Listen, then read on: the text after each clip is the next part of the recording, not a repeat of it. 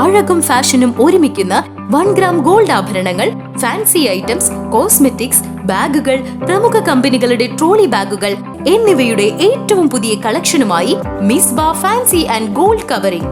കേരള സംസ്ഥാന ഭാഗ്യക്കുറിയുടെ നിരവധി ഒന്നാം സമ്മാനങ്ങൾ നൽകി ഭാഗ്യവാന്മാരുടെ ലക്കി സെന്ററായ റിയൽ ലക്കി സെന്ററിലൂടെ ഭാഗ്യവാനാകൂ.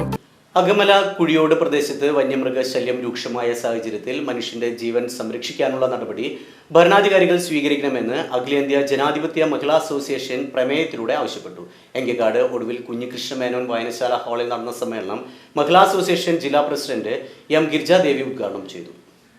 അഖിലേന്ത്യാ ജനാധിപത്യ മഹിളാ അസോസിയേഷൻ ഓട്ടുപാറ മേഖലാ സമ്മേളനം പി ഭാഗ്യലക്ഷ്മി അമ്മ നഗർ എന്ന് നാമകരണം ചെയ്യപ്പെട്ട എങ്കക്കാട് ശ്രീ ഒടുവിൽ കുഞ്ഞികൃഷ്ണ മേനോൻ വായനശാല ഹാളിൽ ശനിയാഴ്ച നടന്നു. മഹിളാ അസോസിയേഷൻ ജില്ലാ പ്രസിഡന്റ് എം ഗിരിജാദേവി സമ്മേളനം ഉദ്ഘാടനം ചെയ്തു. നമ്മുടെ സംഘടന രൂപീകരിച്ചു, എന്തിനു വേണ്ടി രൂപീകരിച്ചു, എന്തെല്ലാമാണ് അതിന്റെ പ്രവർത്തനങ്ങൾ എന്നൊക്കെ ഒരുപാട് നിങ്ങൾ കേട്ടിട്ടുണ്ടാവും. നിങ്ങളുടെ യൂണിറ്റ് സമ്മേളനങ്ങളിലും അതിനു മുമ്പുമെല്ലാം കേട്ടിട്ടുണ്ട്.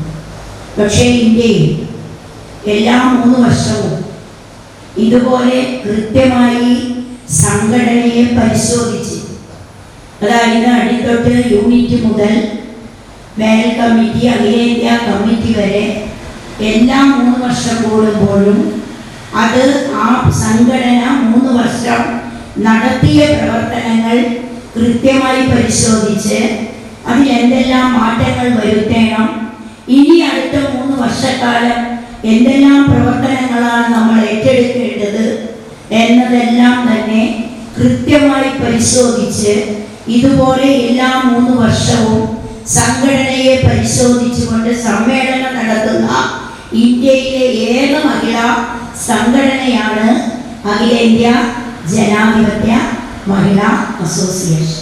Area secretary Mini Aravindan, CPIM Ottupara local secretary MJ Binoy തുടങ്ങിയവർ പങ്കെടുത്ത് സംസാരിച്ചു. ലിസി പ്രസാദ്, മിനി പ്രകാശൻ, മായ സുനിൽ അടങ്ങുന്ന പ്രസീഡിയം കമ്മിറ്റി സമ്മേളനം നിയന്ത്രിച്ചു.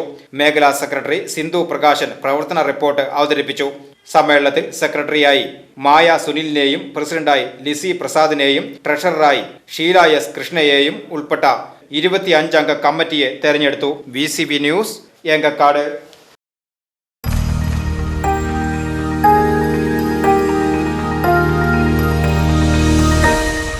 You are watching VCV News.